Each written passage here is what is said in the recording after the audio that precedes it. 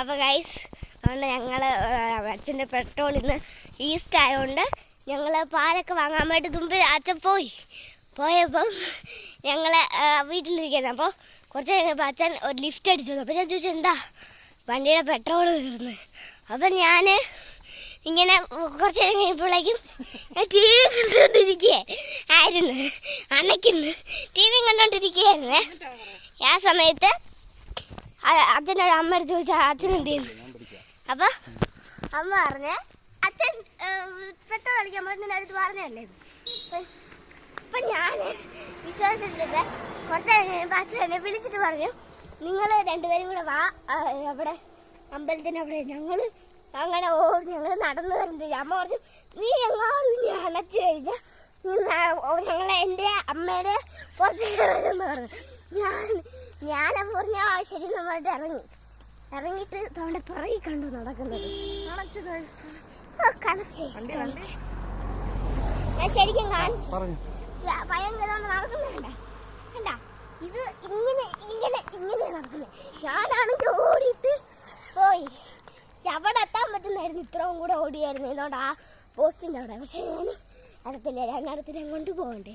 അല്ലാത്ത കഷ്ടം തന്നെ ഈ സാധനത്തിനെ കൊണ്ടുപോകാൻ. അതിൻ്റെ മടിക്കത് ഇതിപ്പോൾ എൻ്റെ മടി കയറുമെന്നാണ് എൻ്റെ സംശയം.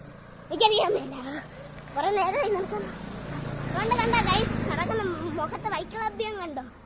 നോക്ക് രാവിലെ എക്സസൈസ് ചെയ്യാൻ പറഞ്ഞു കഴിഞ്ഞാൽ ചെയ്യത്തില്ല. നടക്കാൻ പറഞ്ഞു കഴിഞ്ഞാൽ നടക്കത്തുമില്ല. ഓടാൻ പറഞ്ഞു കഴിഞ്ഞാൽ ഓടത്തുമില്ല. തൊട്ടടുത്തുള്ള ഒരു ആൻറ്റി എപ്പോഴും നടക്കും. അപ്പോൾ പറയും ഞാൻ ആ ആൻറ്റിയുടെ കൂടെ നടന്നോളാൻ പറയുന്നു.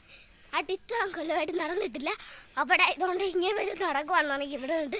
അപ്പം നമ്മളുടെ ഇന്നലത്തെ മൂര് അവിടെ ഒളിച്ചോടി പോയായിരുന്നു. പിന്നെ എനിക്കറിയത് കുറ്റാൻ പറഞ്ഞു. ഈ രണ്ടെണ്ണം കൂടി ഈ സമാധാനം കിട്ടുന്നില്ല. ഇതിനെ ഇങ്ങനെയെങ്കിലും പകരം വീട്ടണം. അതാണ് വേണ്ടത്. നിങ്ങളും ഉണ്ടെങ്കിൽ ഇങ്ങനെ ഇത്. അപ്പോൾ ഗൈസ് എൻ്റെ അമ്മ വയ്യാണ്ടായിട്ട് അവിടെ എന്നെ പൊക്കെടുക്കലെന്ന് പറഞ്ഞിട്ട് പോയതാണ്. അവിടെ അണച്ച് കിടക്കുന്നു. ഞങ്ങൾ രണ്ടുപേരും കൂടെ നടന്നു പോകുന്നു. ഇപ്പോൾ കുറേ ആരെ കാണാനില്ലല്ലോ. അവിടെ ഇരിക്കുന്ന അയ്യോ എമ്പി എൻ്റെ കാല് കാണിക്കുന്ന എമ്പി നടുവേന എടുക്കുന്ന എമ്പി ഒരു കയറ്റം കയറിയേന് എനിക്കറിയാൻ മേല. ഞാൻ ഈസി ആയിട്ട് ഓടി കയറ്റം കയറി. അതിന് കയറാൻ പറ്റുന്നില്ല. വട്ടുള്ള സാധനം. ഇതാണ് നമ്മൾ പറയുന്നത്. ഓടാൻ പറയുമ്പോൾ ഓടണം, ചാടാൻ പറയുമ്പോൾ ചാടണം. ഇതെല്ലാം ചെയ്യണം, ഇല്ലെങ്കിൽ പണി കിട്ടും. അപ്പോൾ അതുകൊണ്ട് ഞങ്ങൾ വണ്ടിയുടെ അടുത്തെത്തിയിട്ടുണ്ട്. പുറകിലൊന്നും ആരും ഒരു മനുഷ്യൻ കുഞ്ഞു പോലും ഇല്ല. ഞങ്ങൾ കൊണ്ട് വണ്ടി എടുത്തിട്ടിട്ടുണ്ട്. പെട്രോൾ പെട്രോൾ പെട്രോൾ ഞങ്ങൾക്ക് ഇവിടുന്ന് അവിടോട്ട് കയറി വരാം. ഇവിടുന്ന് ഇങ്ങോട്ട് വരെ കയറി വരാൻ കുറച്ച് മലയുണ്ട്. അപ്പോൾ അവിടുന്ന് കയറി വരാൻ അമ്മയ്ക്ക് ബുദ്ധിമുട്ട്. അതുകൊണ്ട് അങ്ങനെ അമ്മയ്ക്ക് അത് മല ഇതാണ്. പക്ഷേ ഞങ്ങൾ കഴിഞ്ഞ വർഷമൊക്കെ പോവാറുണ്ടായിരുന്നു കേട്ടോ ഇതുവഴി. പക്ഷേ എപ്പോഴും കുറച്ച് വർഷമൊക്കെ പോകുമ്പോൾ ഈ ഓട്ടോയിലായിരുന്നു പോകുന്നത്. അതുകൊണ്ട് പെട്രോൾ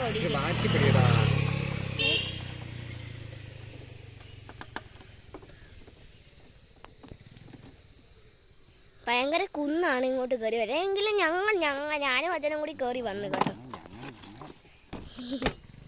ചിലപ്പോൾ കൈയൊക്കെ വരും, അതെൻ്റെ ഒരു ബുദ്ധിമുട്ടാണ്. ഇനി നമ്മളുടെ അമ്മ എങ്ങനെ ഇരിക്കുന്നുണ്ടാവും അവിടെയും നമുക്ക് കാണാം. ഒരു വല്ലാത്ത രീതിയിൽ കിടക്കുവാണോ എന്ന് വരെ എനിക്ക് സംശയമുണ്ട്. ഇപ്പോൾ തലയണമല്ല ആരെങ്കിലും കൊടുത്തു. അതുകൊണ്ട് വണ്ടി എടുത്ത് ഞാൻ അച്ഛൻ പോവുകയാണ്. എനിക്ക് ഭയങ്കര ഇഷ്ടമാണ് കേട്ടോ ഇങ്ങനെ നടക്കാനൊക്കെ. രാവിലെ ഒരു വാക്കിംഗ് കൂടെ ആയപ്പോൾ നല്ല ശുഭമായിട്ടുണ്ട്. സുഖമായിട്ടുണ്ട്. ശുഭസുന്ദരം. സൂര്യനൊക്കെ രാവിലെ ഇപ്പോൾ തൊടിച്ചതേ ഉള്ളൂ. ബദ്ധതേ ഉള്ളൂ. പക്ഷെ ഞങ്ങൾ നേരത്തെ വന്നു കേട്ടോ. അതുകൊണ്ട് പോവാണ്. വണ്ടി എടുത്തിട്ട് പോവാണ് ഗൈസ്. അപ്പോൾ ഉണ്ട് ഗൈസ് ഞങ്ങൾ മല കയറി പോവാണ്. അതുകൊണ്ട് ഇതാണ് കേട്ടോ ഞാൻ പറഞ്ഞ മല. അതുകൊണ്ട് ഞങ്ങൾ ഇവിടെ നിന്നാണ് നടന്നു വന്നത്. പക്ഷേ ഇതൊക്കെ കയറാൻ എനിക്കൊരു കുഴപ്പമില്ല. പക്ഷെ അമ്മയ്ക്ക് ഭയങ്കരമാണ്. പണ്ടൊക്കെ കുഴപ്പമൊന്നുമില്ലായിരുന്നു. കാരണം ആ സമയത്തൊക്കെ അമ്മയ്ക്ക് 200 kg ഉണ്ടായിരുന്നുള്ളൂ. എന്ന് വെച്ച് കഴിഞ്ഞാൽ അമ്മ കഞ്ഞിയൊന്നും ആ സമയത്ത് കല്യാണം ആയതുകൊണ്ട് ഒന്നും കഴിക്കത്തില്ലായിരുന്നു. ഈ സമയത്ത് പഴങ്കഞ്ഞി ബിസ്ക്കറ്റ് സാധനങ്ങളൊക്കെ കഴിക്കാൻ തുടങ്ങി. അപ്പോൾ അതുകൊണ്ട് വണ്ണവും കൂടിയിട്ടുണ്ട്. അങ്ങനെയാണിപ്പം കാര്യങ്ങൾ. അതുകൊണ്ട് അവിടെയാണ് അവ കിടക്കുന്നത്. ആൾക്കാരെല്ലാം വിളിച്ച് വെച്ചിട്ടുണ്ട് കേട്ടോ.